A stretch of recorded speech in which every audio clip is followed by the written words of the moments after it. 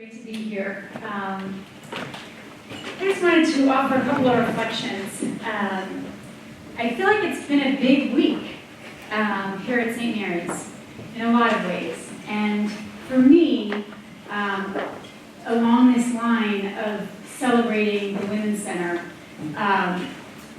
the bigness of this week began when I was sitting in the pew at the 300 LaSalle celebration and witnessing Dr. Frances Sweeney really stepping into an example of spiritual leadership that was very powerful and inspiring. And I don't think that the environment would have allowed for that 20 years ago. And I wasn't here, so I don't know. But what I want to honor is the work of all the people that have contributed to the environment where that can happen in a Catholic institution that, women have never, been invited boldly to the pulpit, to be in that kind of a position very often. So as I reflected on other moments like that, it occurred to me that we all have the moments that lead to the next thing. And one of the things she said in her talk was how grace had really provided for her the moment where she stepped more and more fully along a path. And I think as I reflect on people who lead by example, it's because of the presence they bring to a particular moment. And I can remember back the first time you were on campus and the enthusiasm for the Rosie River Museum and for your work as a park ranger that impacted me. And it was that leading by example and storytelling that led me further on my path. And there's so many others like that. I remember Tarana Burke when she was on campus. And I am not the same person I am today because of her talk and the way that she stood in the presence of a woman who has done her healing work so fully that she could be grounded enough to take a stand for other women's healing in such a powerful way. And I wanted to add a couple last just moments that I've had here, which really started 16 years ago in a small office building in San Francisco of a Japanese Buddhist foundation where I worked at the time, where Sharon and I first met. And I had just finished a book about choices women make during their 20s. And with her enthusiasm for St. Mary's, for the Women's Center, for the women's work here, she said, come to St. Mary's, come do something, do anything, come for a day, come for 2 hours.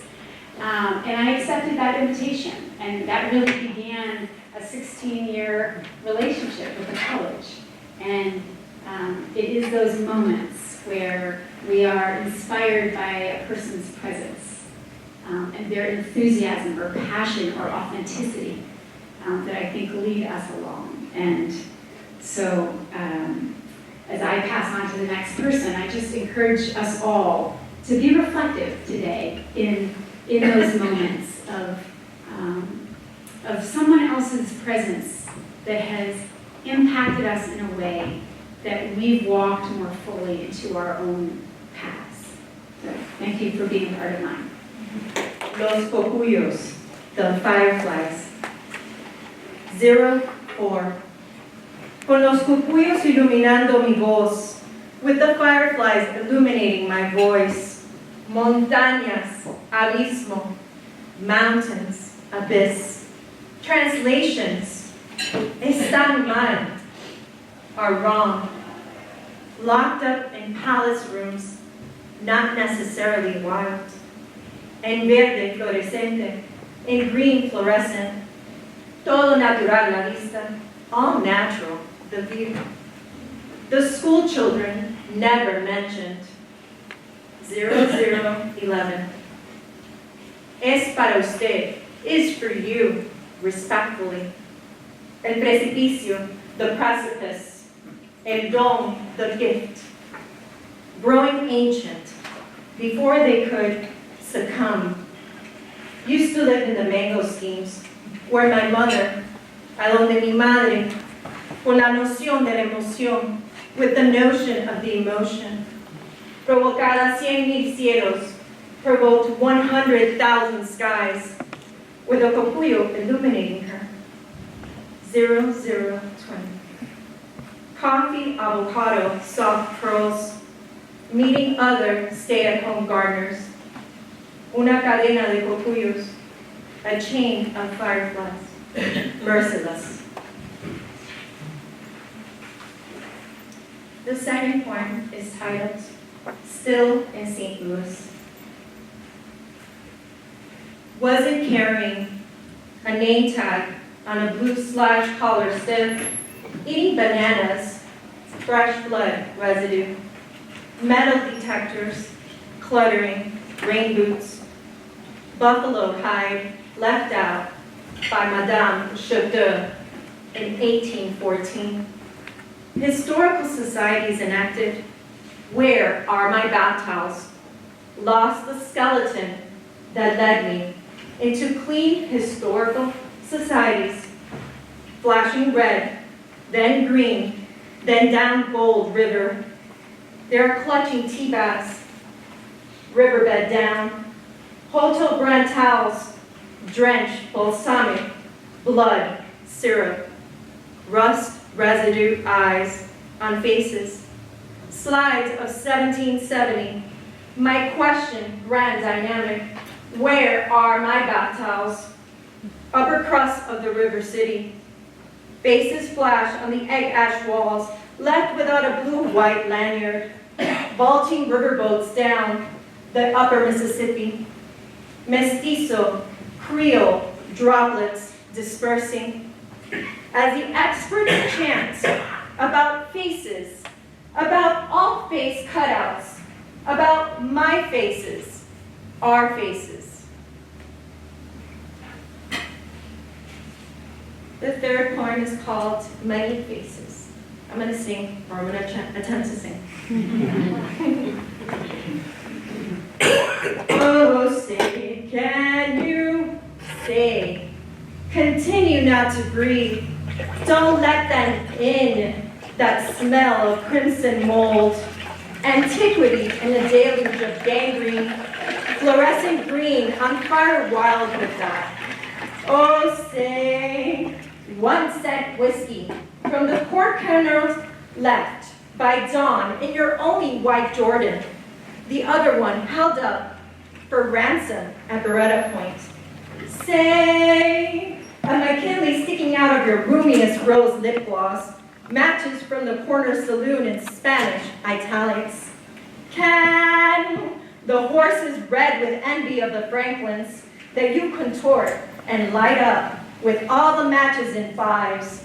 Oh, you collected here, there, the early time East Saloon in the corner of Virginia City and nowhere coyotes. You tweaking claustrophobic within trillion-dollar scenes of Wild West dots and frames, imprinted on every note letter with a little red dust.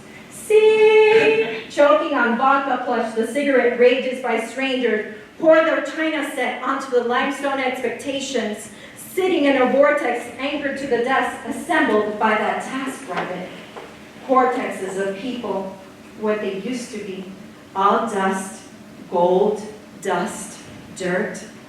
Oh, see, might plunge in the oasis of my sleeve, all heather, all husk, left to frost-spit lace in solitude, collecting matches etched gold found in pockets with single crushed mosquitoes waiting for their American morsels.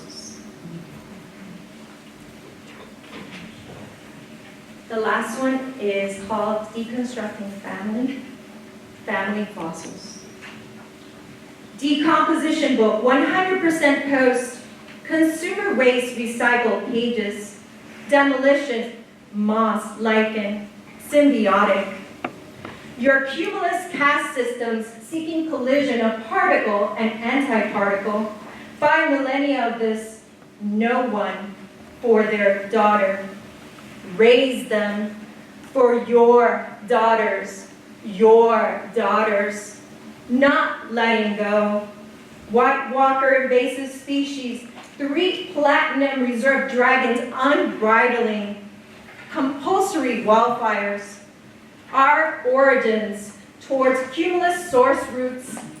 We are Sequoia-dendron giganteum, our benign growth systems proceed from a Junque cloud forest, pure Rico, Puerto, and proceed to float amongst leeches wavering their sorrow marrow.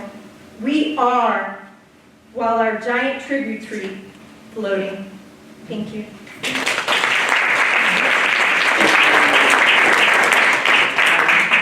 Which means that I am now using everything I've ever learned in this final decade, because I'm living in a time when I am graphically aware that this is probably my last decade.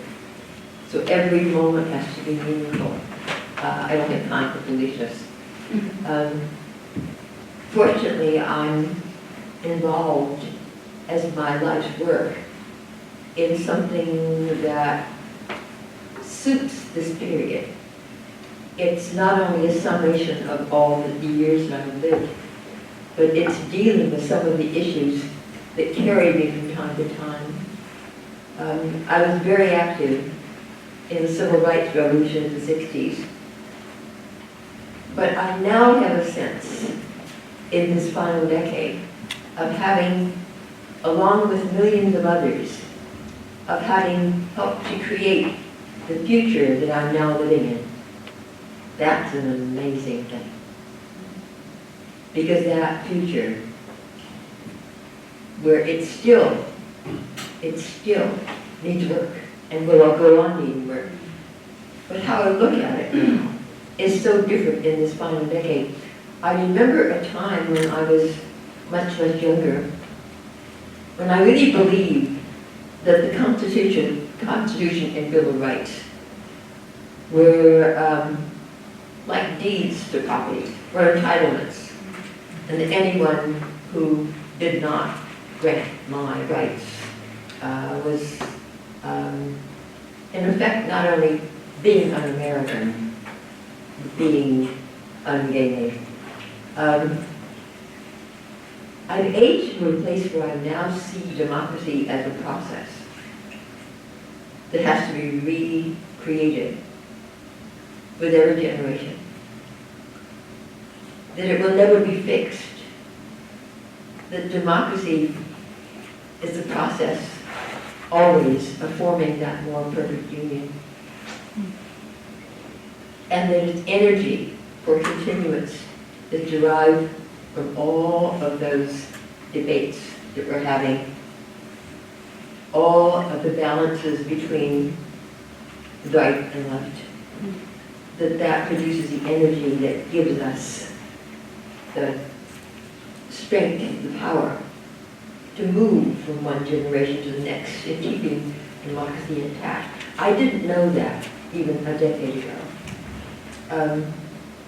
The fact that it now gives me a platform where I know that the future is created by people like me, very small people, by what we do or fail to do in the moments, in the present, and that creates the future and tomorrow. And I didn't know that until my 90th birthday. So that I'm still learning. I think as long as I'm having first-time experiences, that that my life is progressing, even toward wherever comes next. Thank you. During lunch, Betty and I were trying to count how many times, in addition to the appearances she's had here, that I've interviewed her over the years, and I had a recollection of sitting with her on the couch about 8 years ago. I was pregnant with my now 7-year-old child, and we were talking about kind of the political social landscape, and at lunch we were talking about continuing to find hope, and I always am impressed with Betty's perspective on this issue. You said when some of the rhetoric, there's been a lot of racist rhetoric, sexist rhetoric that's become fairly normalized since November 2016. And you say that you're not, that doesn't make you lose hope, and that it actually doesn't surprise you, and in some ways you've called it a breath of fresh air because it puts things out for us to look at. Could you talk about that a little bit? I think that one of the important findings for me was that I realized in the last maybe even 2 years that these periods of chaos are cyclical, that they've been happening since 1776. And it's during those periods of chaos that democracy is being redefined. It's when we have access to the reset buttons. It's also during those periods when we make the giant leaps forward. That I'm not enslaved like my great-grandmother was. It's as if we're on an upward spiral. We keep touching the same places at higher and higher levels. We are in one of those periods of chaos right now. It's a time when we get access to the reset buttons. When I saw Charlottesville, rather than be depressed or devastated like many of my friends were, I was feeling elated because there was simply no place to hide anymore. It was all out there to be seen. The sheets were down. Crime was exposed. That period that we moved into, that chaotic period, is simply, for me, the next step up to an opening door into that next level of social development. And there's nothing that I think I've lived, even since that time, that would deny that I still feel elated.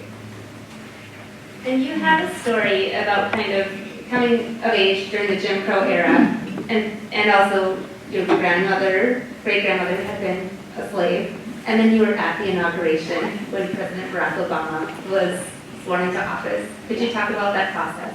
My great-grandmother, Leontine Burrow Allen, was born into slavery in 1846 in St. James Parish, Louisiana. And she was enslaved until she was 19 and freed by the Emancipation Proclamation. At which time she married George Allen, who was a corporal in the Louisiana State Colored Troops, fighting on the side of the North in the Civil War. Together, over time, they produced and raised 13 children. And in their home, my mother was born to their eldest son, George, and his 14-year-old wife, but only lived until my mother was 7 months old. So my great-grandmother raised my mother. But my great-grandmother lived to be 102, not dying until 1948, 3 years after my experience in that Jim Crow Union Hall during World War II. My mother was born in 1894 and lived to be 101, dying in 1995. And I was born in 1921 and celebrated my 97th birthday in September. And the three of us were all adults at the same time. I was 27 years old, married, and a mother when my slave ancestor died. I knew her as the matriarch of my family, and she had raised not only my mother, but most of the adults who figured prominently in my life. Now, scroll ahead to this life, these three women whose lives bridged everything in the American area, from the Dred Scott decision to Black Lives Matter. Just imagine that.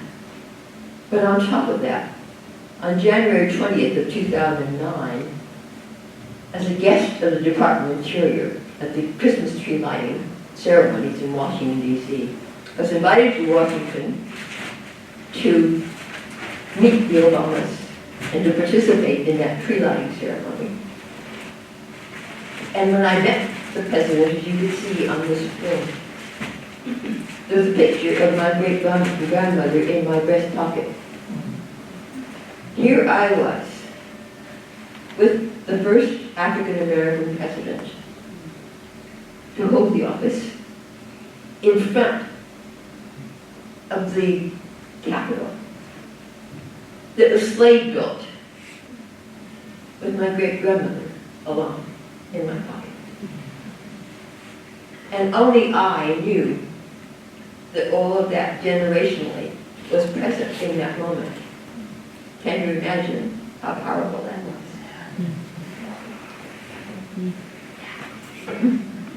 And I know for you it was a journey to finding your voice, or you had one, but finding the confidence to really amplify your own voice, to really define yourself. Can you talk about what that process looked like for you? That came in waves. I don't think that I arrived as a feminist until the 90s, because the men in my life were suffering the same oppression that I was. And the gender battles were masked by that. I defined myself until I think of the year 1987. I had been defined by the men in my life. First, my father, whom I adored. My first husband, who I met when I was 14 years old, married when I was 20. And that marriage dissolved, and I married Bill Soskin when I was 49, I think. But I was defined by the men in my life. And in that I was compliant. I was not resistant. I wouldn't have considered myself a feminist. But they all died within about 3 months. And there was a grief over a 3-month period.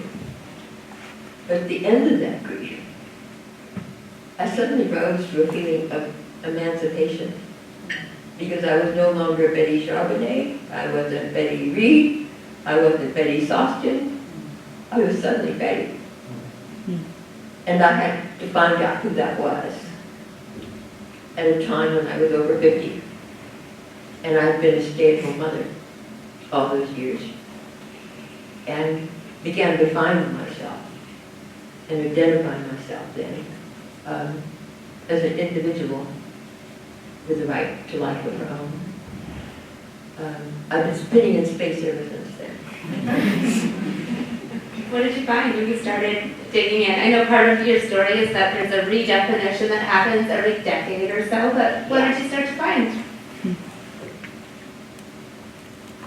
I guess the role that I had most valued was the role of mother.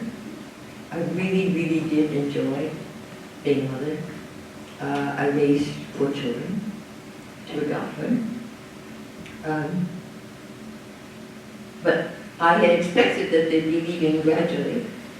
And I found myself suddenly in a 4-bedroom house in Walnut Creek that we had built in 1953 with Tiara and Yura, Rick in his own apartment for the first time at 21, Bob hitchhiking his way across Canada on a conference, Dory in a boarding school in Marin. And I suddenly realized that I had to find a life for myself. That began a powerful period for me because I hadn't realized that one could do that. And I had to have new edges to grow from. I think I've been doing that ever since. Each time I find a sense of restlessness, I realize that I'm moving toward a new change. that I became a park ranger at the age of 85, surprised nobody. And I received a bicycle for my 90th birthday, and a briefcase, when most people are giving up. I find myself living in a period now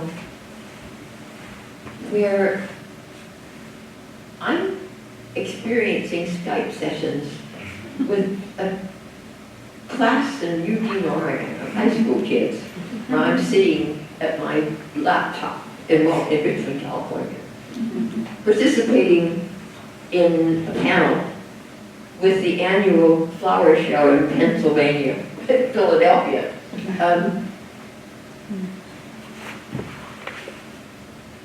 I have only recently been the subject of 3 pieces of virtual reality among people called wisdom leaders, one of them being Peter Coyote, one of them being Ramdas, Anna Halpern, the choreographer.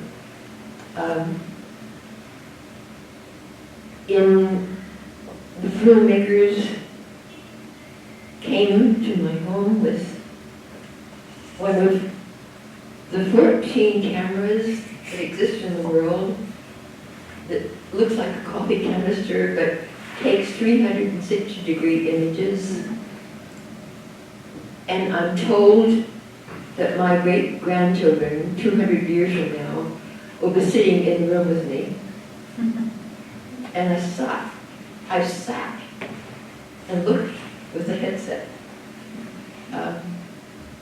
and had what was closest to an outer-body experience. Can you imagine at 97 that is an experience that is so edgy that I don't know what to do with it. Speaking of that, if we want to talk about being dead for your whole life, Betty has a Facebook account. Do you have a Twitter account? Yeah. What other social media accounts do you have?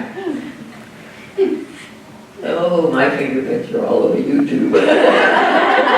Okay, so anyways, Betty's my Facebook friend. Usually when she speaks, she gets, I guess, after every talk, I bet she gets new Facebook friends, and there's always really thoughtful posts on there. I'm 943 behind on Facebook, friends. Okay, yeah, there you go. And so in the spirit of really meeting people where they're at, I love that. And one of the things I was thinking about and getting ready for this is I was remembering one of my very first radio interviews. It was with Gloria Steinem. It was really high pressure, of course, because it was radio and you can hear your nervousness on there. But I remember my co-interviewer said to her, Gloria, what do you want to tell the person who you're going to hand your baton to? What do you want them to do? Like, what do you want them to carry forward? And she said, I'm not giving my baton away. I'll give you a baton. You can find a baton. I'll help you think about what to do with your baton, but I'm holding on my mind. And I think that resonates with the message or feeling that you have, right? Both of them talk about retirement. Well, Gloria talks about this, and I know that you agree too. Retirement is really a Western concept that we've come up with, where Gloria says, why would I stop and wait to die? In your video, you said, I'm going to go from the park to the cemetery. Talk about that. Why is it so important for you to keep going and keep going full force all these years? Because life keeps unfolding.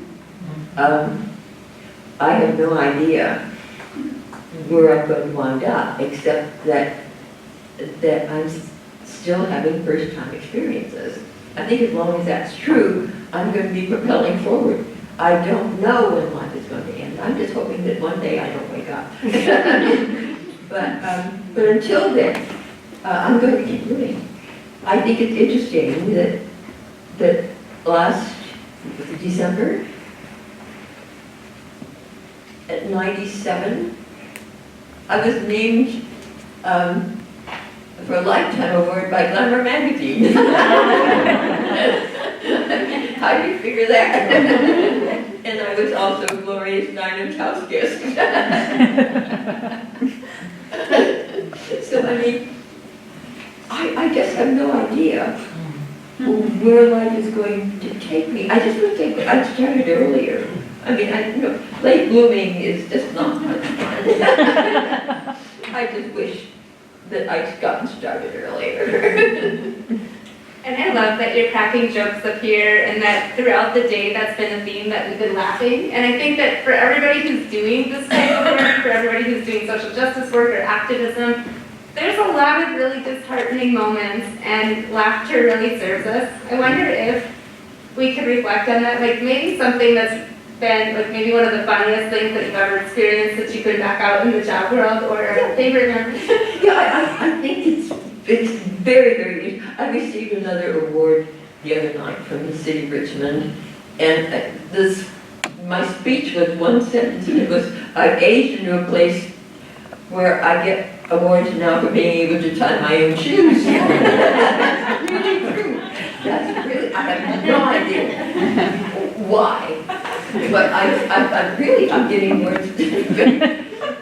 And now that I've outlived all the people whose memories don't agree with mine, I'm a respected historian. And who's going to argue with a dinosaur? If I say it, that's what it is. Because there's no one to give another direction. That's a perfect segue. So I'm always struck by your perspective when we talk about there being a place for all the voices at the table, even when those voices or the truths of those people who hold the voices, they don't align. We still need to have all the space for all of those histories written by who's at the table, you say. Talk about that. Yeah, I think that when I discovered the national parks, for instance, I was in Richmond as a field representative, a member of the California State Assembly. I was attending those early planning meetings because the city of Richmond had been selected as the only place in the country suitable for interpreting the story of Homefront. Because though there were boom towns that had grown up around defense plants throughout the country, all the signs of the Homefront story had been redeveloped out of existence long ago, except for the city of Richmond, where there are more still standing structures through which to interpret that history than any other place in the country. Now, the memorial, which was already in existence, lay less than a mile from my office in Richmond, an office where I was doing constituency work and helping to churn along with the rest of the field staff what legislation might be needed. But I had not visited the Rosie Memorial because that was a white woman's story. The women in my family had been working outside their homes in slavery. Because in 1942, it took $47.25 a week to support a family of 5. But that was if you were white. But all of our fathers and our uncles were members of the service workers, earning $25 to $35 a week. Pullman porters earned $18 a week plus tips for a 12 to 15-hour day, because that's who we were as a nation in those years. So the women had always been out since slavery, and had taken 2 wages to support black families. So our mothers and our uncles our aunts had always worked. So it was in that context that I discovered the national parks, when the planners from Washington had come here to plan this park with the owners of the scattered sites and the community. And that was when I realized that they didn't know that those scattered sites were all sites of racial segregation. Because what gets remembered is determined by who's in the room doing the remembering. There wasn't any grand conspiracy to leave my history out. There simply wasn't anybody in that room of color except for me. So that in order to be sure that not only the story Rosie the Riveter, which was women's emancipation into non-traditional labor for the first time, not that that was an important story, but it was only one story, because this home front also had to cover the 120,000 Japanese and Japanese Americans who lost 2.5 years of their lives, sometimes 4, and most of their treasure in internment camps, largely because they looked like the enemy. There was never a single case of any disloyalty proven against any one of them. There's a story of the 320 men who were vaporized along with 2 kinds of ships in the Port Chicago explosion. The 50 of those men who refused to go back and load those ships because nobody could explain what had caused the explosion. They were tried in trials where there were 50 of them tried in a single trial and all found guilty and sentenced to 8 to 15 years in prison. There was a story of African American migration out of the southern states into the north, the east, and the west, and the south, seeking work at defense plants, sometimes successfully and sometimes not. There were so many stories on the home front. But those stories could only be told if I were there telling them, because there was nobody in that room that had any recollection, had ever experienced the history as I had lived it. That was when I became a consultant to the National Park Service, and eventually a park ranger. And now, those stories all have a place. They're all equally treated. They're all equally explained in both film and exhibits. And it's probably the most important work of my own life. So I will tell you a little bit about these 2 students. So Dr. Napoleon Dargan was the founder of the Lounge on campus, and he worked in collaboration with other students. He was also a founder of a really important program that we have, an art program in the center. Hello. So I just wanted to present to you this original piece of artwork that I just produced. It's called The Songbird That Can Hold Both Ends. I just want to present you with this certificate as an honorary alum, as a leader, activist, and America's oldest park ranger with a pioneer of change. Thank you. So thank you